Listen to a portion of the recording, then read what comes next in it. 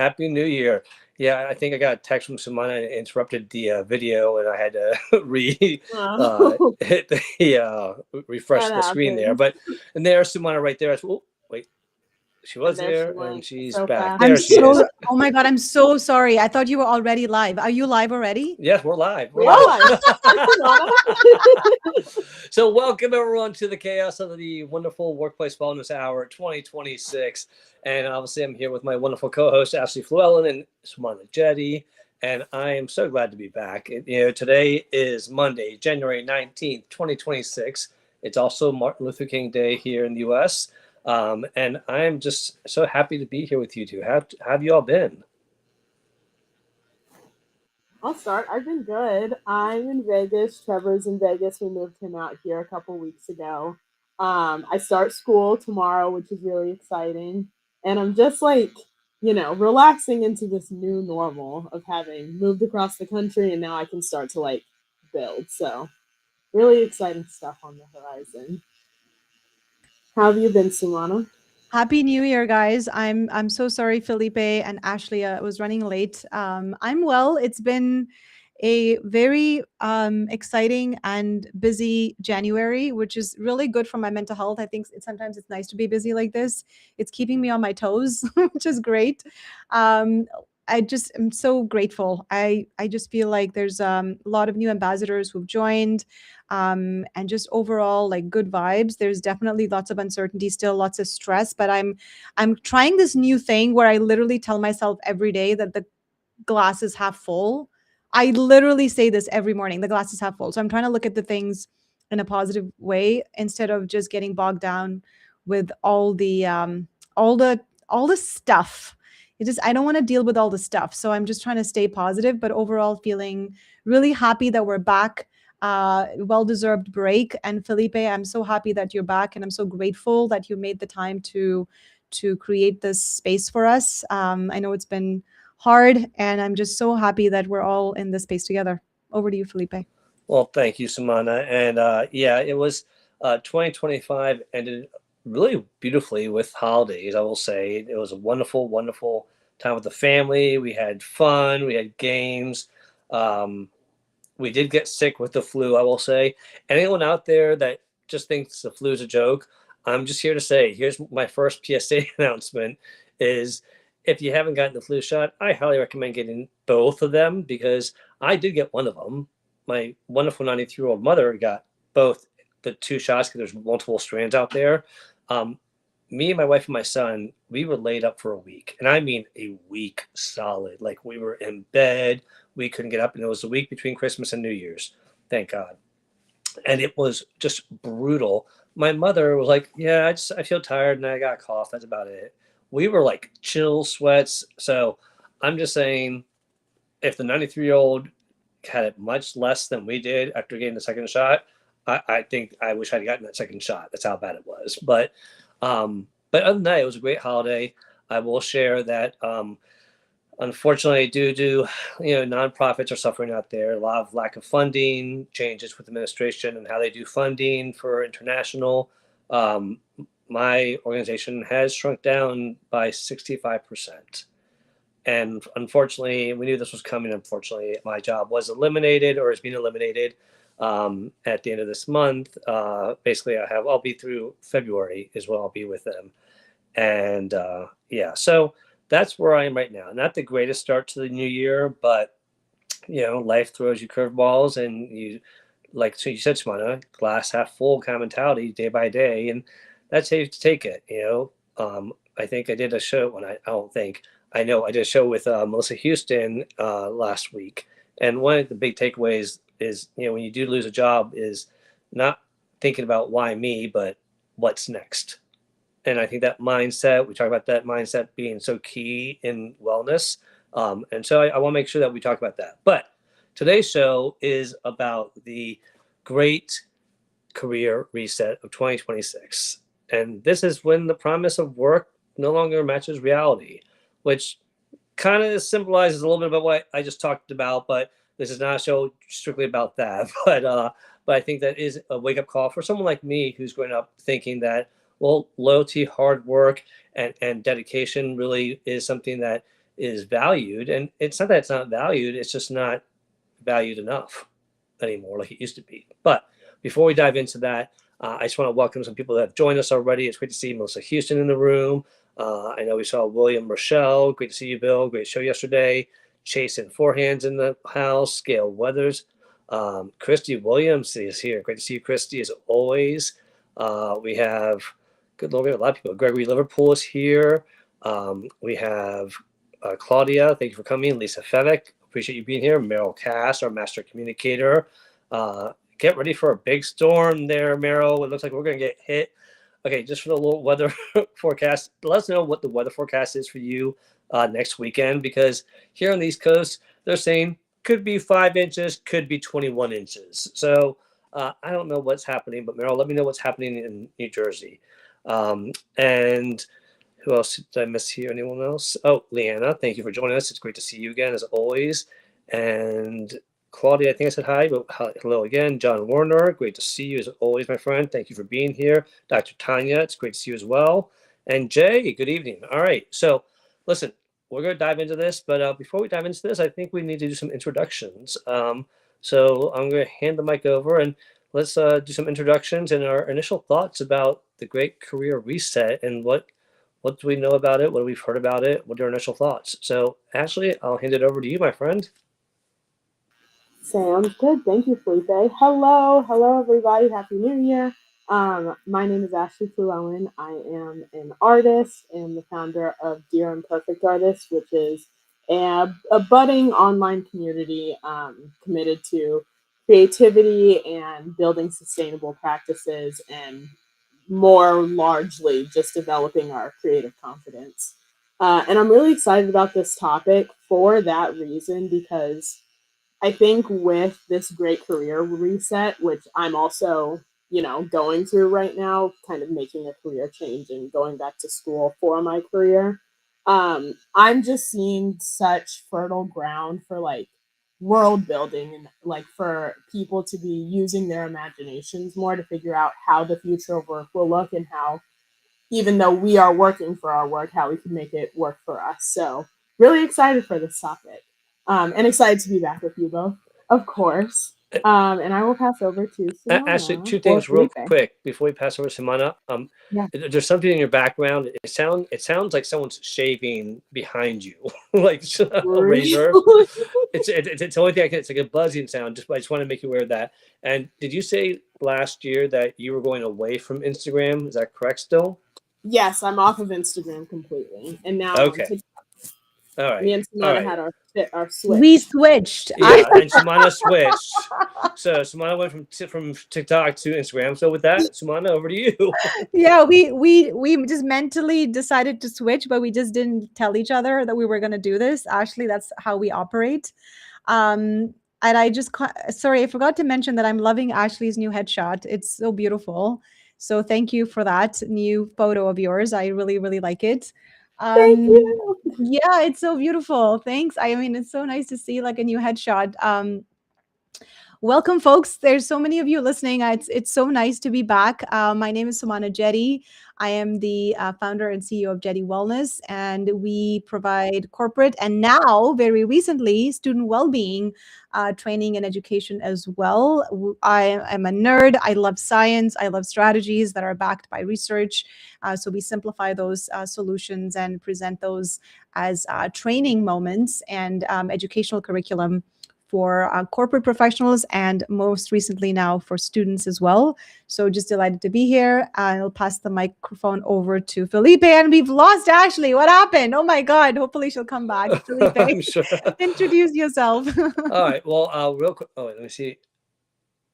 Oh, there she is. She just came back. Hold on a second here. All right. There. Wait. No. There she is. All right, she's back. For those of you I have not had the pleasure of meeting, my name is Felipe Cofino. I am a passionate HR executive, LinkedIn top voice, career coach, founder of Cofino Consulting, and I am somebody who's very passionate about LinkedIn and really just giving back and sharing, my experience, my knowledge for others to benefit from, especially when it comes to the workplace. That's just a huge thing that is changing so much in the world today. that it's never ending, I feel like. So staying on top of that and making sure that we can do what we can to communicate some things to make it a little bit easier for you. If, as always, I will ask that since I am building and building, I'm building on YouTube. I'm not switching from LinkedIn to YouTube. I did not do any switch. I'm just still housing everything that I do. And we have a nice podcast playlist for the Workplace Wellness Hour, as well as the other shows I do on my YouTube channel. So if you haven't subscribed, I would love for you to subscribe. Just trying to get my count up a little bit and making sure that people know where they can find my content. With that being said, I'm excited about today's topic because I think it is something that a lot of people nowadays are dealing with, and it's just so relevant.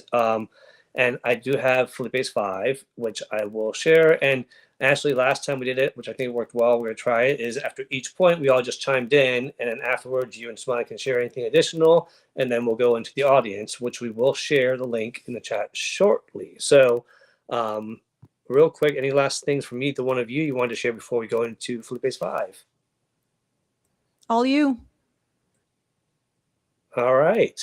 Well, here are Felipe's five, which I did post about today. So if you want a copy of this and save it, you can see it on my page. It is posted. But it really is about the Great Career Reset. And I know that Sumana, in her ultimate research wisdom, has researched that this is something that the millennials have been very vocal about. But we agree that it's happening across all generations. So when that promise of work of is no longer matching reality, one of the examples, like I said, mentioned earlier, is I've been dedicated, I've worked hard, I've been committed, I've been loyal. That doesn't necessarily guarantee a job. And, it's something that the reality is that people are being laid off left and right. And sometimes they're being laid off just because they're a number. Sometimes there's other reasons. But right now, let's just talk about the mindset of what people are dealing with. So the first one is the outdated mindset of that promise of work. There's no guarantee. It has fundamentally changed. And what I have at the bottom here is that security comes from adaptability, not certainty. Because let's be honest, can anyone guarantee anything today? I know I can't. There's very few things that I can guarantee. And at work, I can't think of many other than I can guarantee that I'm going to do my best to make sure that this is a good workplace. But I can't guarantee it's 100% you won't have any issues because that's just not possible. But Ashley and Sumana, what are your thoughts? Because I really do think that adaptability, being agile, upskilling, and learning. Adaptability with AI right now is a huge example of how we can adapt and stay relevant by learning AI. So if you haven't done that, I think that's one example of where you could start. But Sumana and Ashley, what are your thoughts?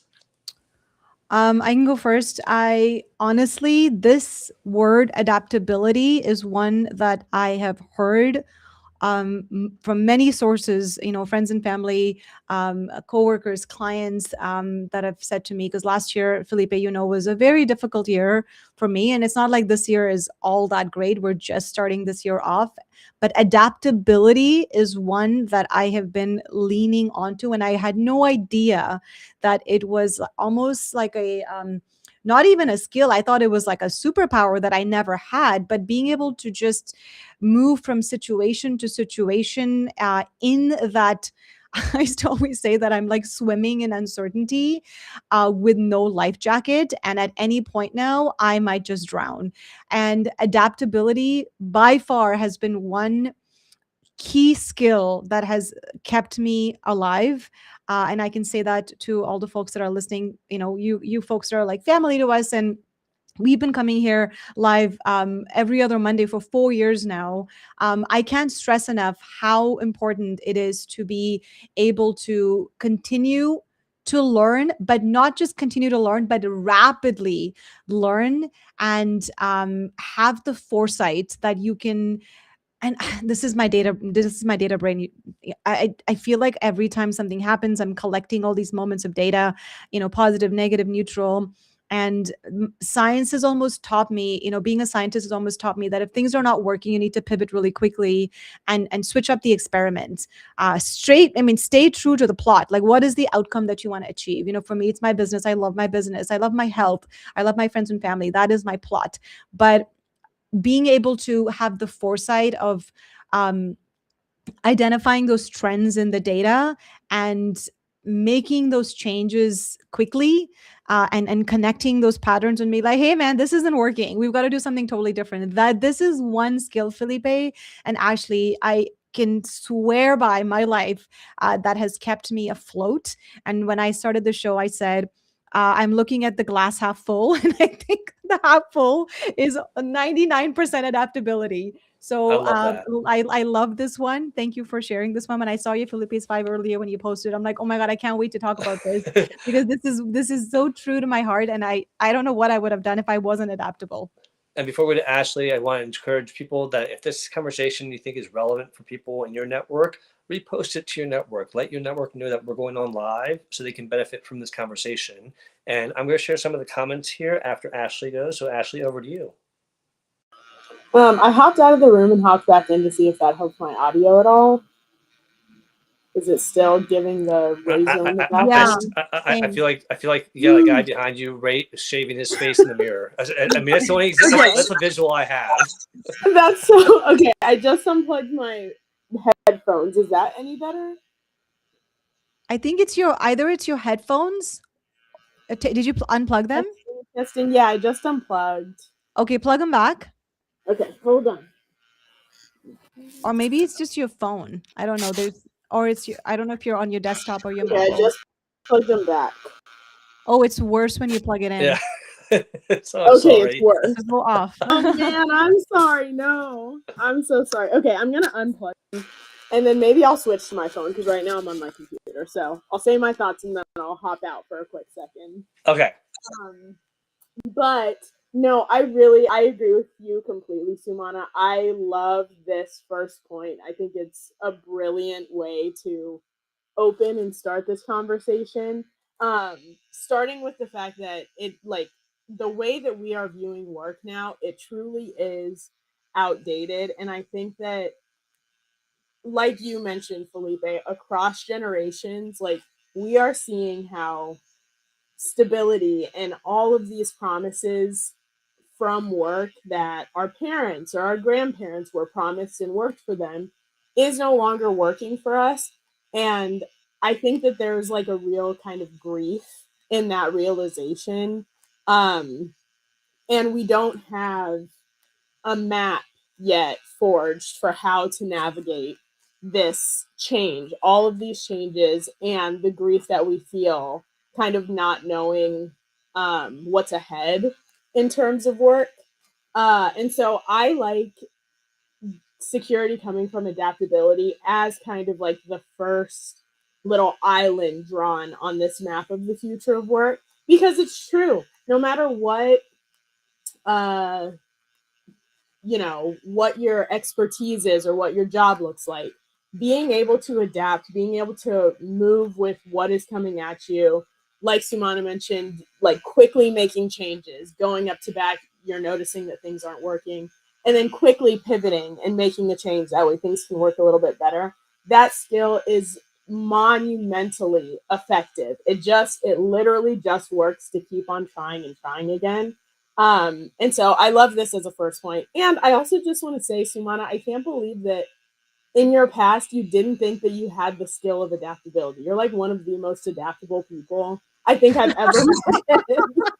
That's hilarious, because I used to always think my signature strength was being a great collaborator.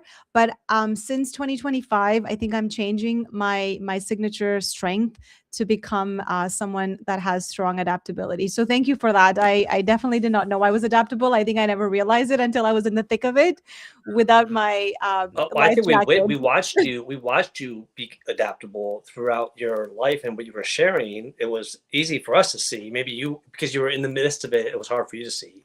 But before we go to the next one here, and I'm going to tell you right now, this show might go an hour and a half because this comments going crazy, and we have a lot to say about this.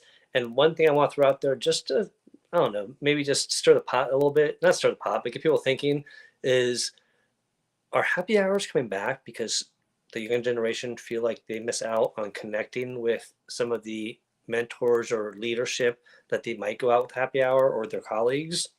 Just food for thought. But as you think about that, I do want to share what Nick shared here real quick. She said that, oh, that's hard to read. Adaptable, transferable skill sets can't go only for the position titles you once did. Right now, it's where it's where there is an opening that can fit well. So, and I totally agree with that. I think that for me, like right now, I'll be honest, I don't really care about the title. I want to make sure that I'm using the skills that I think are my strengths. I want to be able to do what I do best, and I want to have a workplace that is respectful, enjoyable, and productive. So I love that. Gail had a great comment here as well. And I apologize, it's hard to read here. She said, I learned that it's about adaptability as well as flexibility. Things are changing so fast, you've got to be able to adapt and flex to stay alive. And that's so true. And that goes back to what you said, Sumana. I love the analogy about the maps because I was thinking it is right now applying and finding a new career or changing a career or moving up in your career. It's like having to go on a trip, but Google Maps is gone and the hard maps aren't right. So you have no way of knowing should I go left, should I go right. It's just a very awkward time right now. So with that, let's go on to our next one here, which is addressable. And I put addressable because burnout is addressable, and we have to remember that. But burnout is a systematic issue. It's not personal failure. And I want to make sure people don't feel like that. You burnt out, well, many people burn out because they're so dedicated, because they care so much. In many cases, especially I've learned in the nonprofit world, that is such a common reason as to why people burn out, because they care so much about the work. Now, a lot of people burn out because the manager put the pressure on them. Absolutely. And that's a huge issue out there. But I want to make sure that the people that are doing it to yourself, that's where you got to create your own boundaries. Because it's not, oh yeah, change this. This isn't about resilience alone. It's about structural stressors in the modern work. And the reality is that some of these structural stressors have to go away, but some are just going to always be there. And we have to accept that and learn how to live with it. So with that, Sumana, Ashley, your thoughts? I have a lot to say about this, but I'll keep it succinct. I may have also put a comment in No, your you have a lot to say about burnout. I can't imagine. No, I listen. I'm gonna keep it really short because I'm not gonna talk a lot about burnout, but I'm gonna talk about the reason behind it. Because when I saw this, there was a couple thoughts that were already kind of percolating through my brain, and I've been debating whether I want to write another blog about this in February. TBD on that one. But what I wanted to say about this particular topic was that lately, when we think about career reset, what I've been thinking about is not burnout as a workload issue. And I love that you said it's a systemic issue, but I want to maybe challenge this slide a little bit, Felipe, and have us maybe think about what happens, especially in our career spaces, when there is not a lot of flexibility in our job, there's not a lot of authority, we don't get a say in what happens. So our autonomy gets taken away from us. And that is also, of course, you know this, but that's also a reason people burn out, not just because of workload issue, but also because they feel like, well, I don't have authority to do anything. I'm stuck in this decision-making cycle, but I don't have the authority to make the decisions. So when we are facing with this constant sort of change and feeling like we don't have any control, obviously we're going to feel really, really exhausted. And obviously that's going to make us feel like frustrated and burned out. So I think burnout, so in this particular, in this slide, when you're saying burnout is systemic, what I want to maybe talk about a little bit, or have the folks in the audience come up on stage and share with us, is I want us to think about burnout as what happens to us as high professionals during this career reset when it's effort without agency. We're almost putting too much effort without the agency, and that can become the reason why this is a systemic issue. And this goes back to a lot of other things. Why don't I have agency? Why am I being micromanaged? That's that systemic lens that I feel like there's a lot more to talk about it. So yeah, it isn't about resilience, and I love that you said that. And the structural stressors are in that low decision making power, which for many professionals, I feel like we're burning out because we're going into work, especially young managers and new managers. I feel like we're almost going to work to burn out because we don't have the authority to make decisions, but we've been given these jobs where we have to make decisions. And let's not even go about talking about how we don't get paid for the work that we're doing. So I'll just stop there. I'll pass the microphone to Ashley if she's back, and love to Wait, have wait, some hold on. conversation. Before Ashley gets back to the whole, oh, wait, she's coming in and out She's here. coming. Okay, okay, okay. But and we don't have time for you and I to debate this too much.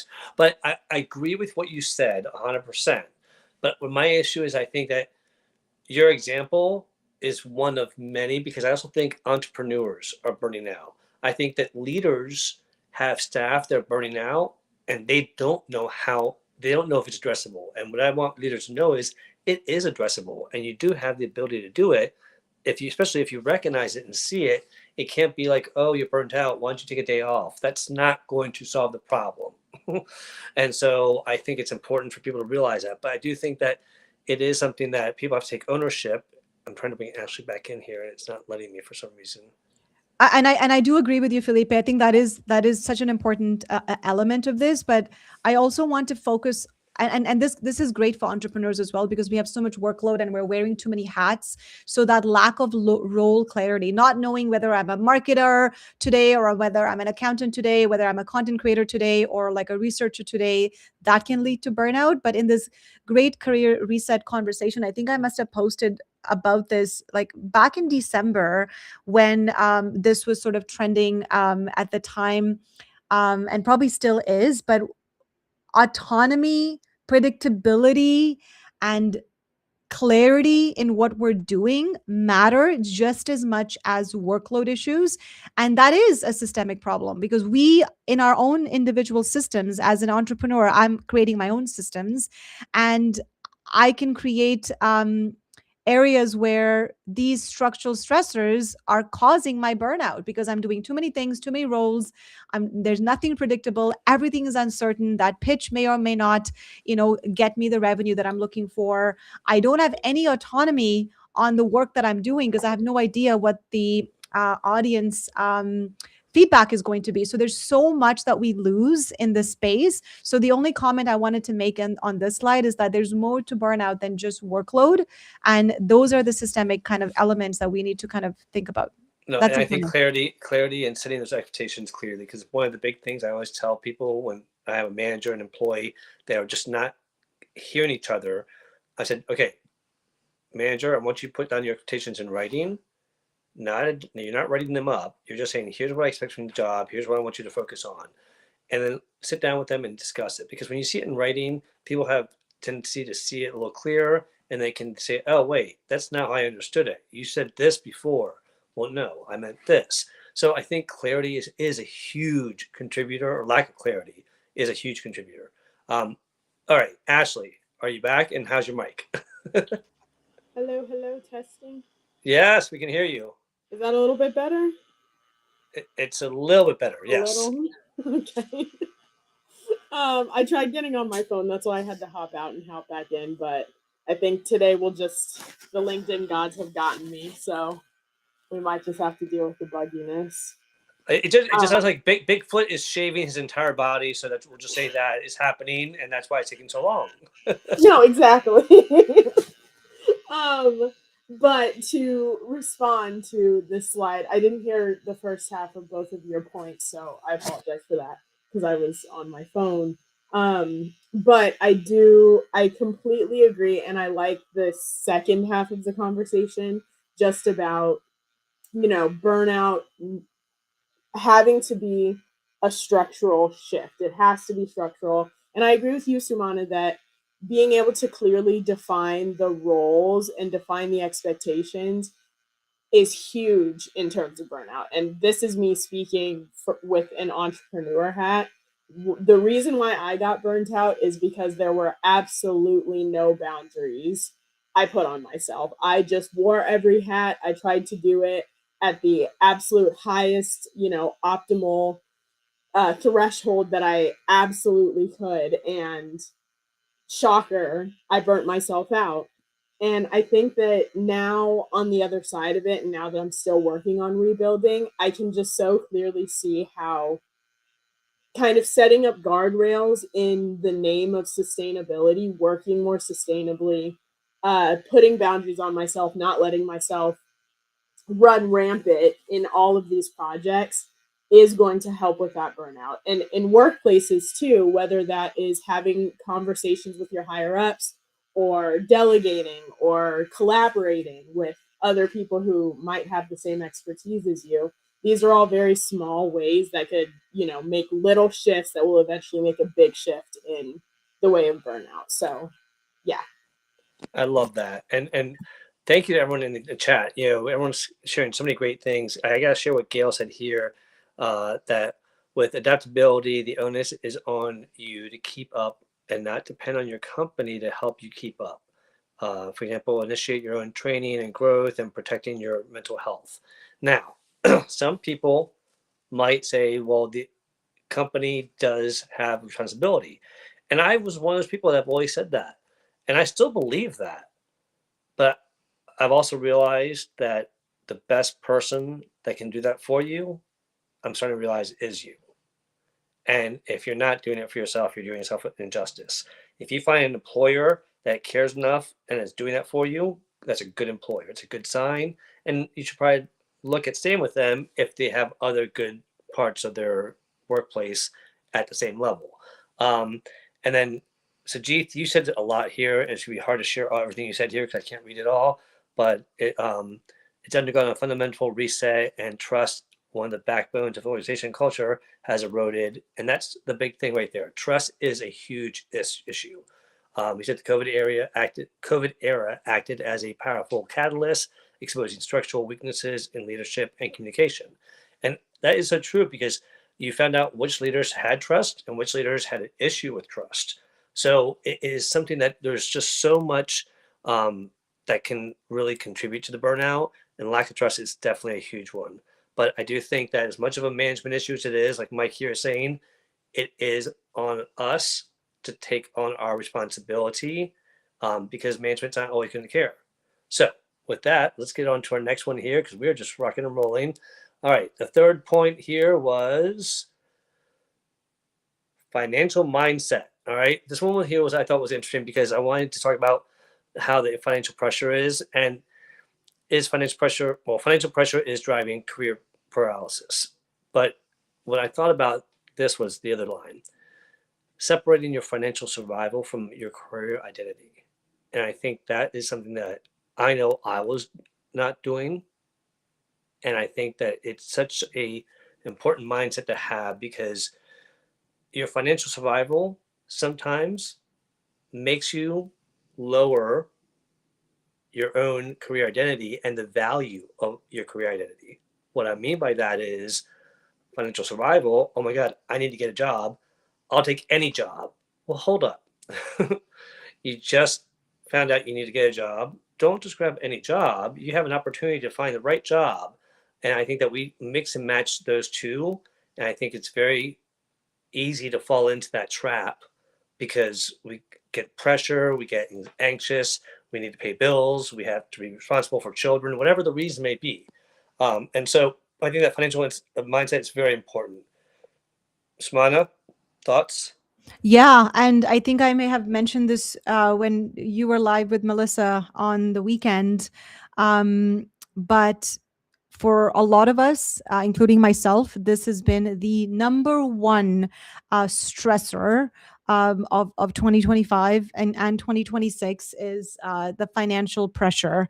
And I think I mentioned to you, Felipe, that, and I'm hearing this from a lot of young professionals and people that are switching their careers because of just how volatile the job market is right now. I've almost seen sort of this trend where people are taking, interim positions or bridge positions, like jobs that they may not particularly like want to. They may be like a couple skill levels below their skill level, but it matches their, financial survival criteria, and it's able to sort of help them pay their bills, keep a roof over their head, but they're willing to take a little bit of a um, scale back on their skills a little bit, but and their pay obviously and their benefits obviously, just to be able to survive. But the caveat here was, don't take any job. Don't take a job that you're going to end up going to and making you miserable. And this is where I think the only comment I wanted to make was the upskilling comment, is if you are considering taking a bridge position or a strategic and intentional career, like a micro career step towards something else, make sure that you're still positioning yourself where you can either enhance your skill or you're reskilling into something else. So you're either upskilling or you're reskilling into something else. Don't take up a job as a barista because maybe that was on your vision board to be like, I'm going to go to the mountains and open up a cafe and become a barista one day. Let's pin that for later.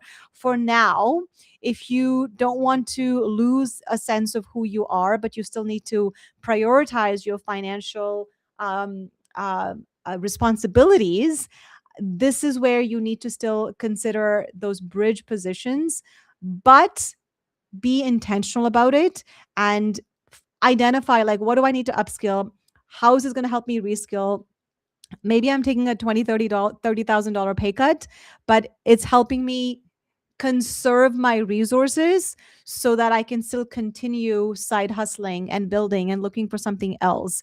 6 month positions, 1 year positions, mat leave positions. There's a lot of those, but you may not get the director or the manager level role that you had with all those awesome benefits, but you just have to figure out, like, what am I willing to let go so that I can skill up or reskill. That's about all I wanted to say. Thank you.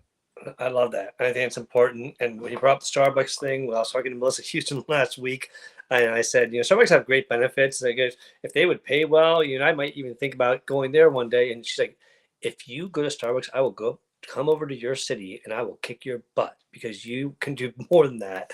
I'm like, okay, I won't do that. And I think she's right because I would feel underutilizing my skills making coffee. That's not where I would be happy. It would be a temporary, like, oh, okay, I have a job, but at the end, I would be burnt out from not using my skills. Ashley, your thoughts? Two thoughts. Sumana, I love that you mentioned about using your financial driver, your first job that will help you to survive, to continue upskilling or building or following your passion projects. I feel like in my sphere, I'm surrounded by a lot of artists and creative people, and the world of art is so unpredictable and so difficult to navigate. And it became a bit of a learning curve for me and my friends, and just figuring out, what does the world of work look like that will still allow me the mental space and the freedom to create and to do what my passion work is. And I completely see this. I think that if you are able to separate the moneymaker that will help you survive and, is essentially paying your bills from that passionate work, whether that passionate work is art or if it's, another job that just hasn't come into your awareness yet, just taking that first little step is huge. So I'm glad that you mentioned that, Simone, and I couldn't agree more. And then the second thing I was thinking of with this point was our episode. I think it was Lazy Girl Jobs. I can't remember if that was the name of the episode, but it made me Oh, think yes, about, it was. yeah. Because I was skeptical about saying lazy girl jobs. I'm going to get so much hate DM by saying this. But I think there's similarity between those two shows. Absolutely. And I think that's where, look, that's where I think why there's such a rise right now in a lot of those side gigs, a lot of these side jobs that people are doing because they're taking their skills that they upskilled and they are using that to make some money on the side. And that's with AI is blowing that up more and more. People are teaching themselves how to do things because of AI, and they're going out there and trying to make money doing it. So I think that that's another side that we can definitely dive into is what are people doing to protect themselves financially. So this financial thing here is great. I will say that there's a lot of great comments. There's one that I have to highlight just for humor purposes alone. That is Mike LeBlanc. He said a lot of wonderful things. But Mike, I am not going where you go to get your hair cut because Mike says his last gig he took a 40,000 haircut. Not doing that again. Now I know you meant pay cut, but I'm sorry, a 40,000 haircut. That I like. I don't even know if Beyonce would do that. So, but a little humor there. Sorry. But with that, let's get to our next one here. And our next point is why me? Now, I know we talked about this earlier. I mentioned it in Careers Cast and Coaching with Melissa Houston, but workers are internalizing systematic failure. And they are blaming themselves and they're thinking, why me? Why is this happening to me? What did I do? Sometimes it really is nothing you could have done. There really is nothing you could have done when certain things happen that are business related, and it isn't you. But whether it was you or not, that mindset of what now and what's next moves you forward. If you keep on thinking, why me? What could I do? Maybe if I do this now, maybe if I call acceptance, they always say acceptance is the first step because you can move forward. And that is something that you have to do. You have to accept what's happened that is causing you to change, whether it's AI, whether it's a layoff, whether it's a job elimination, whether it's just a change in location because you're moving, whatever the reason, focus more on what now and what next, because that's going to help you mentally and also help you get to the next level where you need to be. Sumana, thoughts?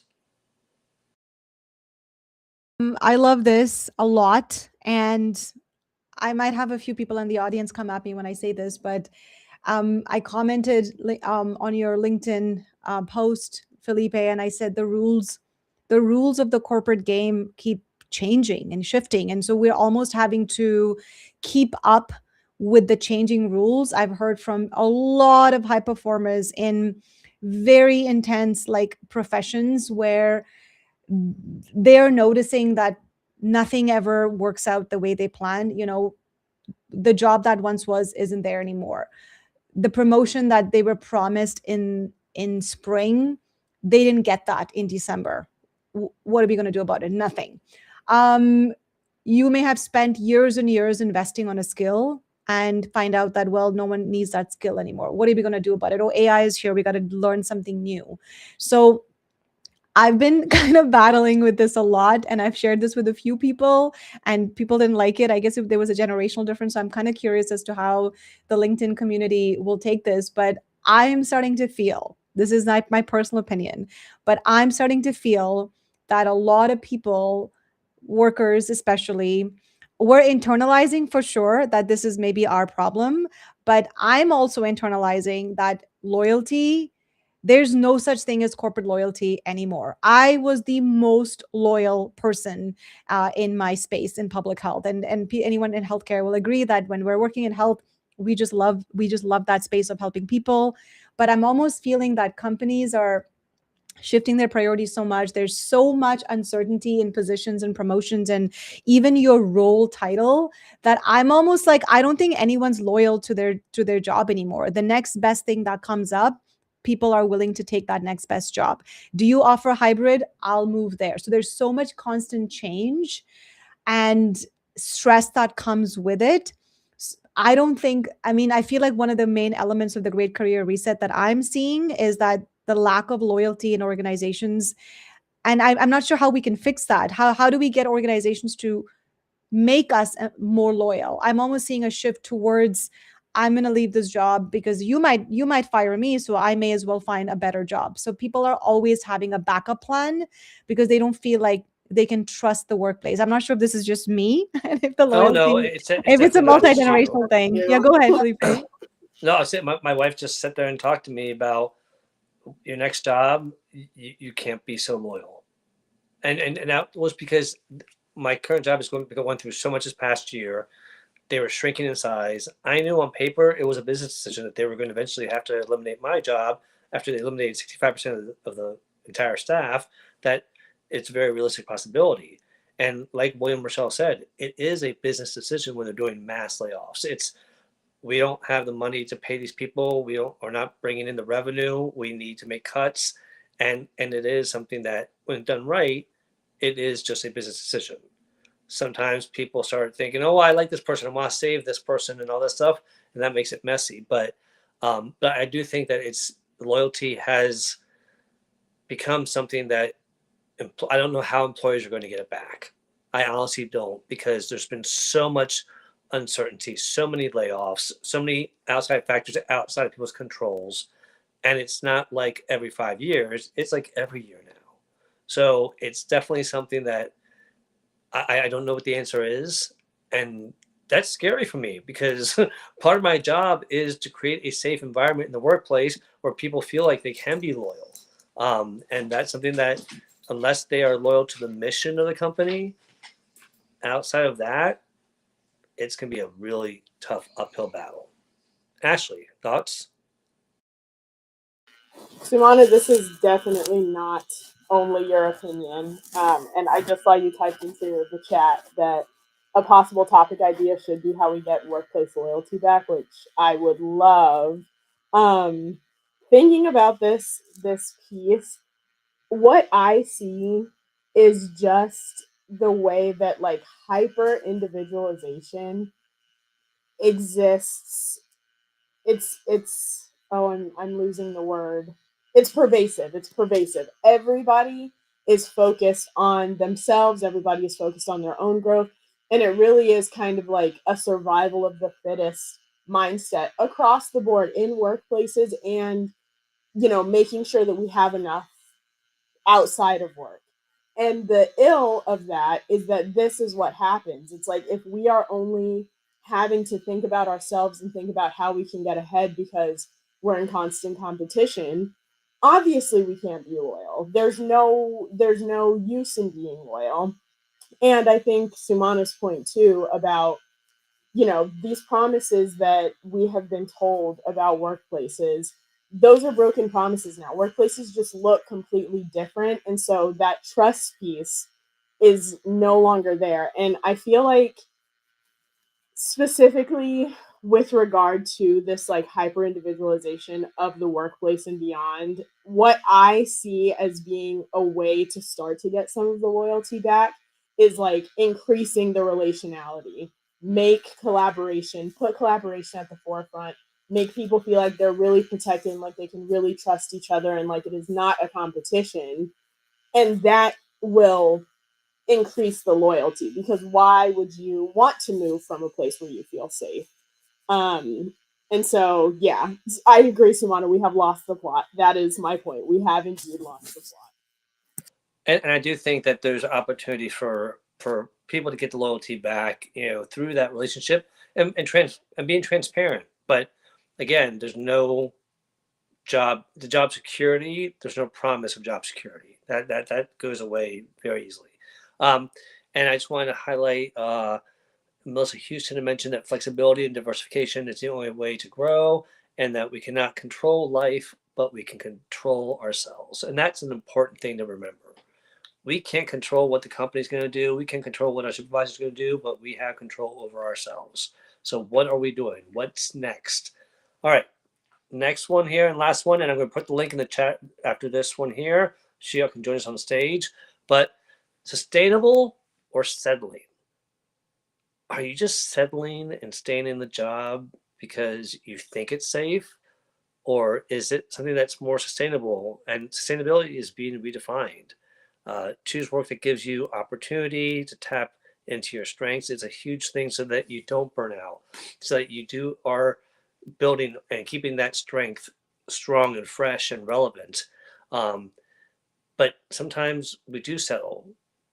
If I was settling for that Starbucks job, months into it, I would be either annoying the crap out of people because I've been trying to do more, or I would just become a shell of a person.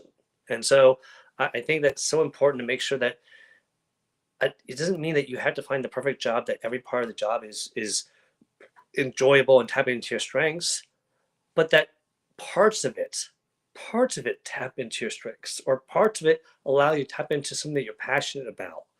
And when you have that mix of, okay, there's some things I gotta do that I don't like, and there's some things I gotta do that I love. That's life, y'all. Parenthood, school, work, friendship. There's things that people do that you're not gonna like, and there's things that they do that they love. But you don't give up on them because they're not perfect. So an employer is the same boat. You can't sit there and expect them to have everything perfect. But if you can find those moments of passion and enjoyment and where you can use your strengths, it really is important. Um, and I see the comments here from Chase and a few other people, which we'll share. But Sumana, over to you. I love this slide, and I know this is our last one. I'm looking forward to having some folks up and join us, and loving the conversation, and love Ashley's share. And I would love to continue talking about loyalty in the workplace and how to bring it back, because I honestly did think that, is it just me? Am I the only one becoming so cynical and starting to feel like you can't trust anyone? There's no trust, there's no loyalty, and we're all kind of thinking about life as individualistic individuals versus this collective mindset, which I'm a huge fan of.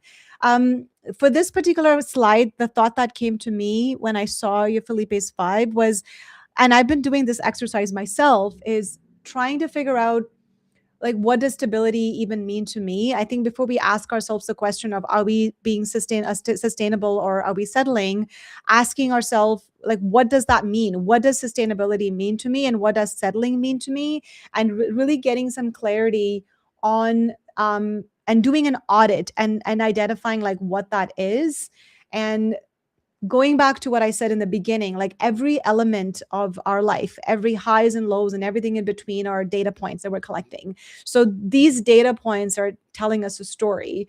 And with that story, we might be able to create an audit and help us understand, what does sustainability mean to me, because of course there's like a regular definition, and is that okay for right now? Is the settling component, and that's where the bridge job goes. We can tie that into that bridge position. Is maybe sometimes you have to settle for a few elements. Maybe I'm okay working 40 hours, not having hybrid work, taking a bit of a pay cut, but maybe I'm settling for like a temporary settlement. This isn't a forever thing. So this would be a question that each of us have to ask for ourselves. What does a sustainable life look like for me? And what does a settling life look like for me? And am I only settling for the time being because I need to pay my bills? I got to take care of my kids and my life. Is that what it is? But again, don't go back to doing something that you're going to suffer in. So having those key skills and strengths all across the board, I think that's really important. But doing this audit and just knowing, staying true to who you are, I think that's important. That's about all I have to say.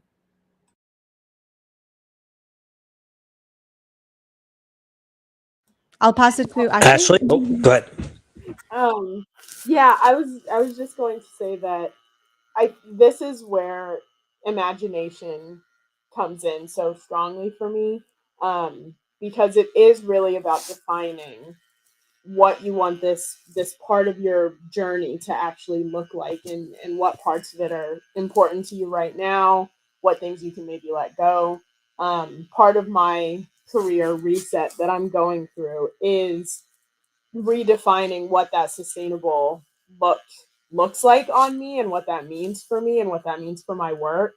um and I think, again, this really comes down to imagination. Like, 5 years ago, playing to win, playing to be sustainable, well, actually, playing to win for me was not playing to be sustainable. It was just going, trying everything out, running after what I wanted. But now, that's the definition is completely different than what I initially thought it was. And playing to win now means more balance and doing something that's more fulfilling, even if there are those gives and takes that I'm going to have to go through. So I think that really grounding down into, imagining all of the things that you could get out of whatever the pivot is or the reset or even the mindset shift, what is the best possible thing that could happen, and then figuring out, how can I really make this pivot work for me.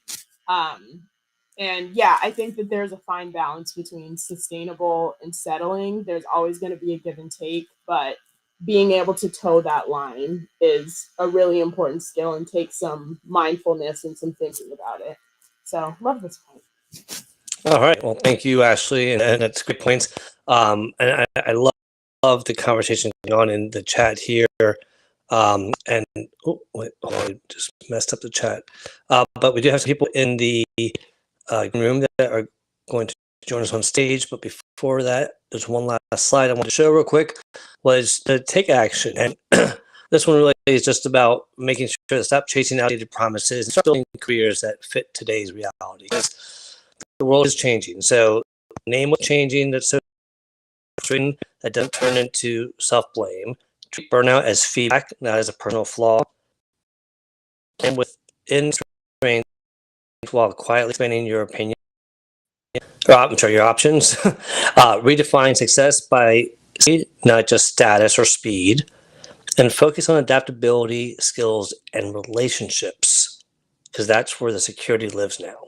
So that is the end of Flip 5. I hope people found some value. It is available on my page if you all want to check it out. I'm trying to get back to the main screen here, and there we go. All right, so with that, let's bring in up our next guest here, and we have William Rochelle here, and we have Mike LeBlanc. So William, you're our first guest here. Thank you for coming up here. Please let us know your thoughts or your opinions. Mike's yours. Absolutely. First of all, I think that this is a much needed conversation, and it was very well structured. I thank you guys for that. The first thing I want to say is that everyone out there, your individual resources and your circumstances. So my suggestion during a time like this would be to get something to stop the bleeding. I've turned down some things at the beginning of my journey that now I'm thinking maybe I should have taken that. But hindsight is 2020. The second thing is about loyalty to a company. And during mass layoffs, uh, the company is looking at the books and how much runway they have.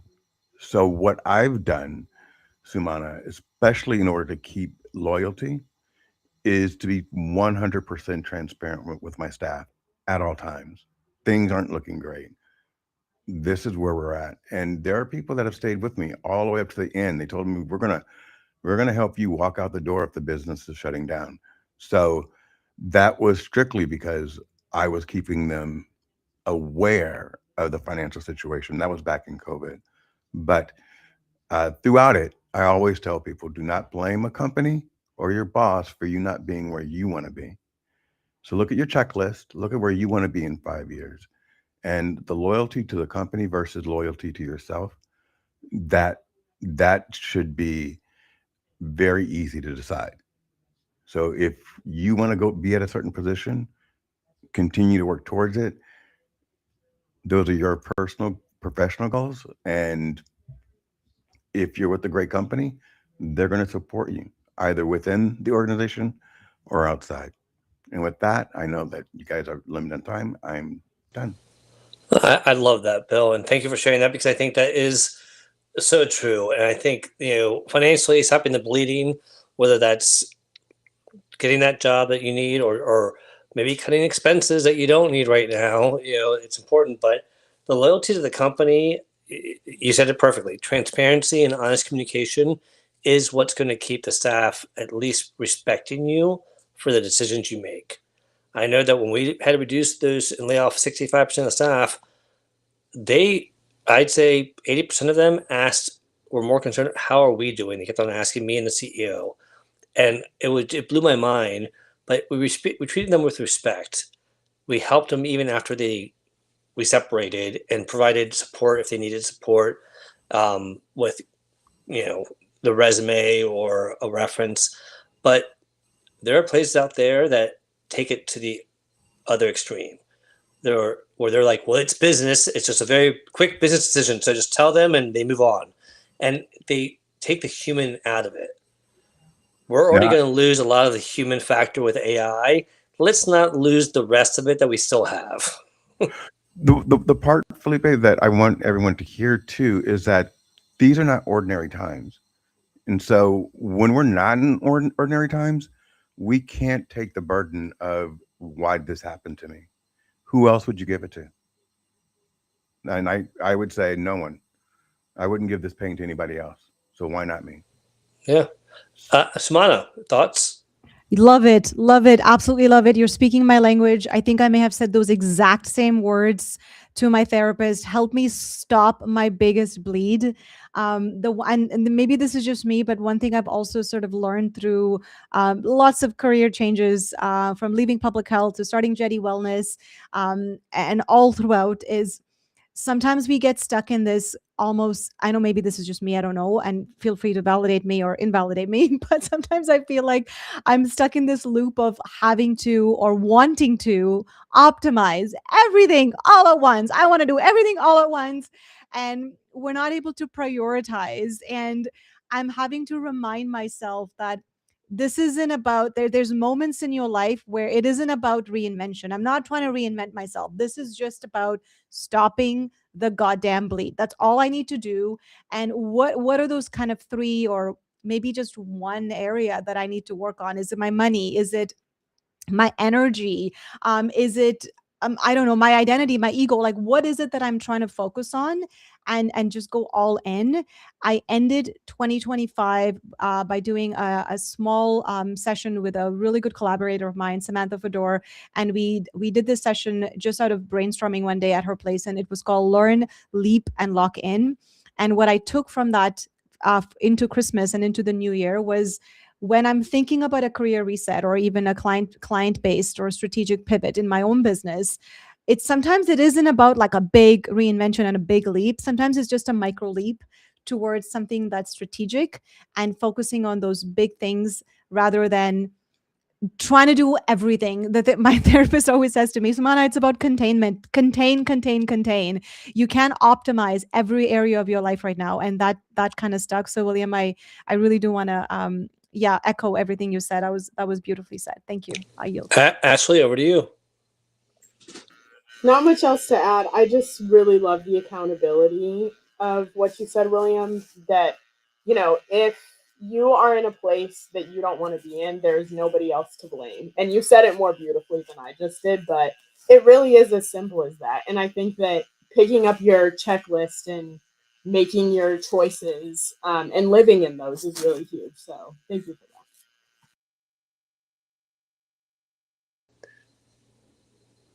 that. All right. Next, we have Mike LeBlanc. Mike, welcome on stage. Please tell us your thoughts about this topic. I'm going to start with the concept, really reframing um, how we think about uh, revenue, because I think in the future, and we should always be thinking um, about revenue, family or personal revenue. I know we're focusing for our companies, but I think either we should have a side hustle or really think about becoming solopreneurs. I just don't think we're in a future that there is going to be, for some period of time anyway, stability, and definitely not lifelong um, stability in the job. So I think it behooves us really to look at alternative revenue streams. That's number one. Number two is, I think it's really a reframing of our mindset. I think often we don't think we have choices. We may not like the choices, but I think sometimes we're artificially limiting ourselves, including going out and starting your own business, which some of the ladies have done. I think it's important to really look at that hard as a possibility moving forward. For those of us that are a little older, I think it's really a good idea to take a hard look at our both our hard skills and our soft skills, and look at what we can do with those outside of corporate America, or wherever you're at in the world. Utilizing that skill set, whether it could be a local community college, it could be tutoring, it could be starting a coaching business, it could I think we have to get out of the scarcity mindset that the only way to support ourselves and our families is 9 to 5. So that's and I think also sometimes we have to look at, I'm looking at pivoting out of cyber. I spent prior to my current job search, I spent 3 years in job search before landing that. And yes, it was a 40 grand haircut. That's what we call it in my industry when you take a pay cut. And that was because I literally was, I mean, I was, I was interviewing a lot. It just wasn't landing. And so that job came along. I hit that out of the park, and then I was laid off again. So I think at some point you have to say, well, what are the signals I'm getting from the market, and what do I pivot into, that I can be kind of happy doing, or more happy, or more fulfilled, and B, what is actually available? Where can I make the revenue? And then, like I said, again, maybe as we get older, looking at passive income and alternate revenue streams. That's what I got for you this evening. Well, I love that, Mike, and you brought up so many great points. I mean, the side hustles, that's a trend that's happening, and it's whether it's because of AI or the generations, those alternate revenue streams are so vital. And I think it's not. I'm not saying go out there and get like 25 different alternate revenue streams and all these. No, tap into your strengths, find out what you do best, and see if there's a market for that. If not, then go to the next strength. But you know, I know that there's a lot of affiliations that people can do, or I think that's the right word, where they promote something on social media and they get money if people buy it from their link, and that's something that's great. Selling things on eBay can be great, but is it sustainable? Is it long term? And I think that's where you want to tap into your strengths more than a trend. But the mindset point you made, Mike, was huge, because the mindset is such a positive impact or a negative one. My wife and I were just talking about it, and she was talking to her coach about joy. And it's like so funny. It's like, okay, I just got this book that specifically is about joy. So I gave it to her to read, and she's reading it right now. And one of the stories in that book about joy, it said it was the person who wrote the book was interviewing somebody, and it was an actress, and she was older. She was in her 90s, and she was an actress in like the late 40s. And I forget who it was, if it was Cary Grant or whoever, had said to this woman, look, unfortunately, they probably aren't going to hire you for this part. You're African American. You're a woman, but you're a fantastic actress. You really are. It's just, I just want to be honest with you. They probably aren't going to choose you. When she turned around to her friend, and her friend's like, "Oh God," and she's like, "Did you hear what he said?" She's like, "Yeah, I heard what he said." She's like, "Can you believe it?" She's like, "No." She's like, "He said I was a fantastic actress." And that's what she focused on. Now, she's somebody famous who I forget her name right now, so I'm not doing the story justice. So the point is that she didn't give up, and she leaned into the joy, the positive of what that person was saying, versus she could easily have focused on the negative, easily. And I think that's what we all can take away from that is, what can we take away that's positive that we can build off of? Now, obviously, some people can be jerks about it. This person wasn't being a jerk.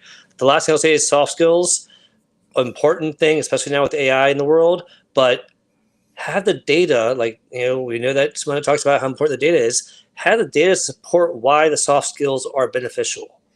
Don't just say because, have some reasons, have some data support it so that people will listen to it. So with that, I'm going to pass it over to Sumana.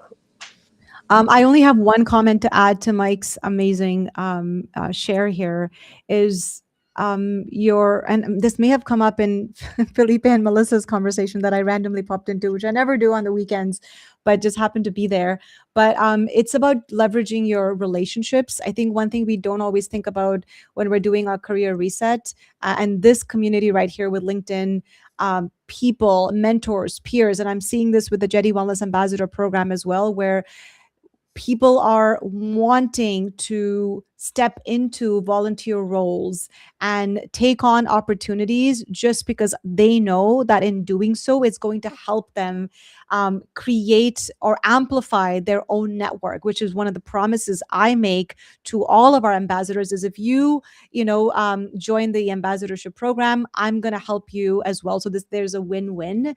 So the one thing in this conversation that I would like as a takeaway is to remember that people on LinkedIn, our social network, our professional network, people that we meet, they're so important. And our individuals, I mean, our friends here are not just our collaborators. They will go above and beyond for you. And I know people have gone above and beyond for me. And these are people I haven't even met in real time. I've just heard their voices. So in just thinking about that, I know that relationships can, just like any other currency, I think if you invest in relationships, and I'm a big fan of this, if you can invest in relationships, they can definitely compound and give you that protection, especially when you're so stressed out in your career. And Ashley spoke about hyper individualized kind of systems that we're creating. We need people more so than ever. So I'll leave it there, Ashley. I couldn't agree more, Simona. I always say that being an entrepreneur just showed me how really showed a light on how like rich people are and how rich I feel when surrounded by amazing people. So I completely agree with you. And Mike, I loved your share as well. You are completely speaking my language with this, and it's very clear that you are creative. I'm seeing in your byline that you're a poet and a songwriter. And yeah, I mean, I completely agree with you. I think that right now, with everything being so unpredictable, it is just time to like bet on ourselves. And I think that now is a really fertile and ripe time to do so and to really take the skills that we each uniquely possess very, very seriously. And I just wanted to close. I saw this quote on social media a while back, and I've just like kept it in my pocket as part of my personality. But the quote is, "The job market is so bad, I might just have to follow my dreams." And I think that that kind of sums up what you shared, Mike. So thank you. And I will pass back to Felipe. What a great, great quote to end on. I love that quote, Ashley. And Ashley, do me do me a favor, just so you can get the visual that I have of like Bigfoot shaving himself. Go back and listen to this audio so you can hear just what I meant about that, because I think it's funny. But Sumana, you're so true, right, about relationships, and I cannot stress the importance of going out there and networking via the opportunities like events, volunteering, like she mentioned, collaborations, meetings, because that's the thing that I'll say has gotten me more opportunities than just applying and waiting for jobs in that sense or getting clients. It's been through that networking, or I've reached out and I've connected with people. I've talked to people. I let them know what's going on, and or I've checked in on them, and then they asked me what was going on, and I shared. But that networking, you have the opportunity. So it is important for you all to remember that. Now, with that being said, I will say that we have a few topics that came up that I think we could definitely do. We heard Jay. I saw you said we should do a part 2 on this. I think we could easily do a part 2. I also heard about how do we get workplace loyalty back? And I think that's an important topic to tackle. And then I'm going to throw one out here because you made a comment earlier about micro leaps. I think you said, Samana. I want to Yes, to micro leaps. I want to do a show about micro habits, including micro leaps, and because I think that a lot of times there are micro habits that can lead us into better habits in health and wellness, but also in career. those micro habits and micro leaps can help us move up in our career as well. So let us know if those micro habits and leaps is a topic you'd like to hear about. Let us know if it's about how to get workplace loyalty back, or do you want to hear about part 2 from this today? I don't know, but first, before we say our goodbyes, I just want to thank everyone. Mike LeBlanc, thank you for coming up here. Charito, I see you. Thank you for being here and listening. I really appreciate you all the way from the Philippines. Let's see, who else? Gregory, thank you for the updates on the score. And let me know who you are rooting for the NFL, for the Super Bowl. Jay, thank you for what you shared. You were very engaged. I appreciated that. Gail, thank you for your wonderful insight. Excellent points that you made. Who else do we have here? Chasen, thank you, my friend. If you're not following Chasen, he does a lot of great work with nonprofits. And then we had Melissa Houston, and we had Meryl Cass, and we had Kenny, and William Rochelle, of course, and Stanley Green. So thank you all for coming. Really appreciate all the support. We really want to hear from you. So let us know what topics you'd like us to cover, if it's the ones we mentioned, or if you have a different one that you'd like us to cover. But with that being said, Sumana, Ashley, what do you all have coming up? What last thoughts do you have about today's topic, and what would you all like to see coming up in the future? I do love part 2 of this. I'm torn between 1 and 2. And also a little bit of 3. So I'm probably not the best person to be judging. Well, that was a great. Thank you for that help with that decision making. I check mark for this one. Oh, check mark for that one. Oh, check mark for all 3. Great. Thanks. Worst data collector out there. I'm so sorry. I'm no help, but I'm also so tired because I've been up since 4:30 in the morning. So I'm losing energy as we speak. But the only thing I'd like to share before I let you go, this has been such a fantastic conversation, is just this morning we released our first digital magazine, our first digital zine. I'll put that in the chat box. I know, I'm so excited. This took a minute. This was a minute. This took a while to compile, but you might see your name in there because there's a whole section in the magazine dedicated to the Workplace Wellness Hour. So you might see your name in there. You might see some quotes in there. We went back and not we, Hannah Nees, who is a co-creator of this zine, went back and listen to all of our best episodes. So we've highlighted our best episodes. We've highlighted some of our community igniters. We've highlighted some quotes that we've learned from people. So there's a whole section on Workplace Wellness Hour. We've linked your LinkedIn. So if you made it in the list, we've linked your LinkedIn to it so people can have it. So have a look. It was just for fun. I kind of wanted to do this as an annual thing, but we might be releasing another edition in the summer, like maybe a 6-month edition. But have a look. That's the most exciting thing that's coming up. And also, you already heard me share this, but all the amazing ambassadors who've joined us, and some new people are joining us every day. I'm having a hard time managing all the applications, but there's some incredible people that have continued to apply. So you might be seeing a couple new names over the next couple of weeks. But that's it for me. Over to you, Ashley. Thank you. I just signed up for your zine, so I'm so excited to get it once it comes to my inbox. For me, I've decided that I'm intentionally in a hibernation until the start of February. I'm starting school tomorrow, and I just want to, get my routine set up.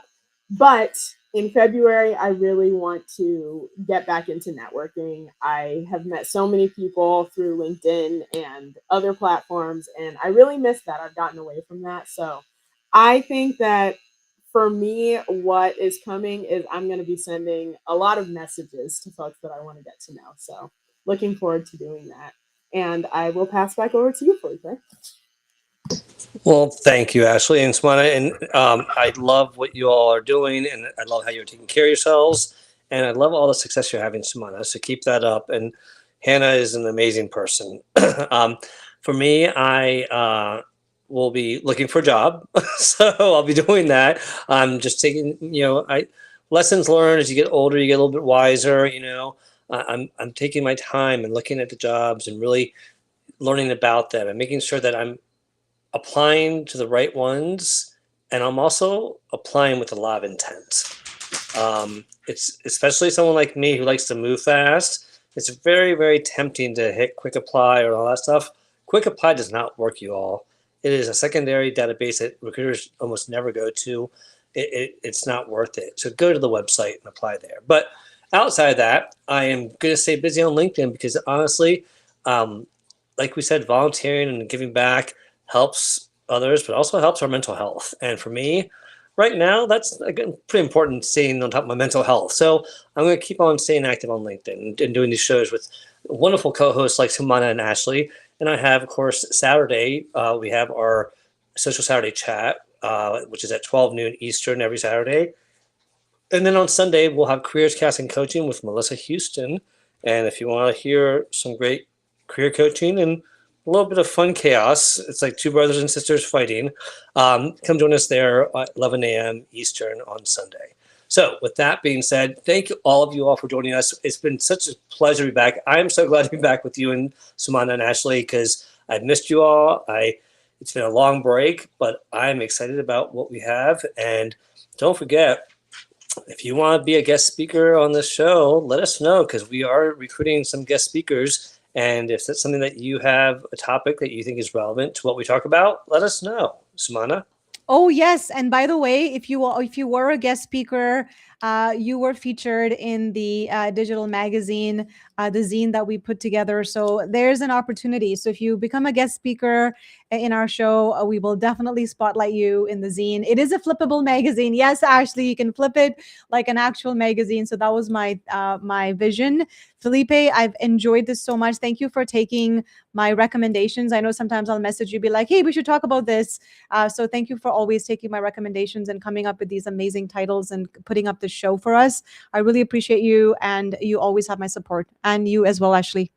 Well, thank you both. And Sumana, you always do such great research and come up with just wonderful, relevant topics. So you make it very easy.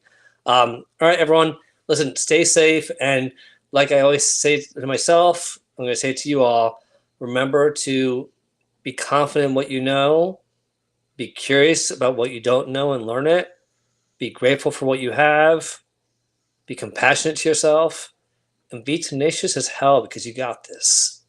So with that, have a great week, everyone. We'll see you in 2 weeks. Adios. Bye. United together, here we stand.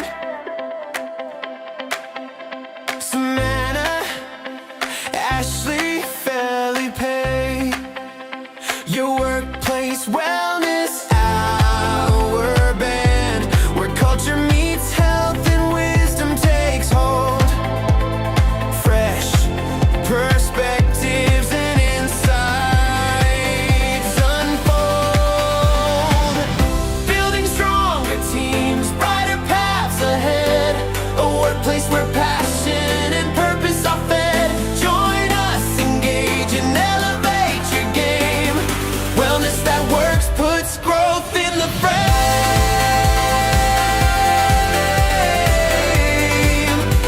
Works puts growth in the frame.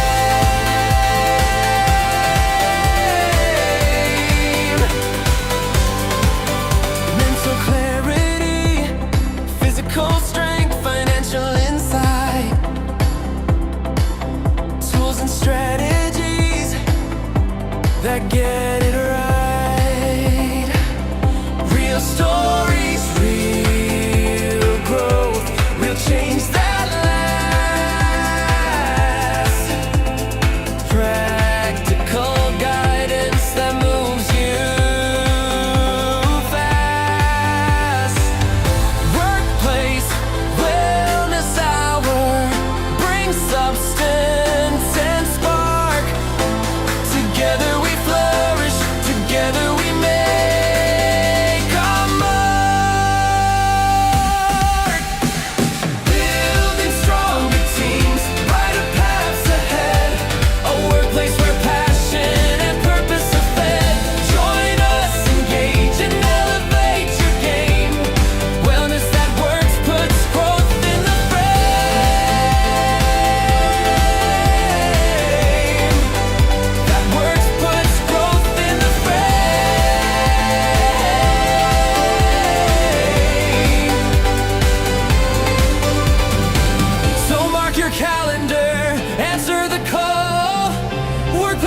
us practical magic for all.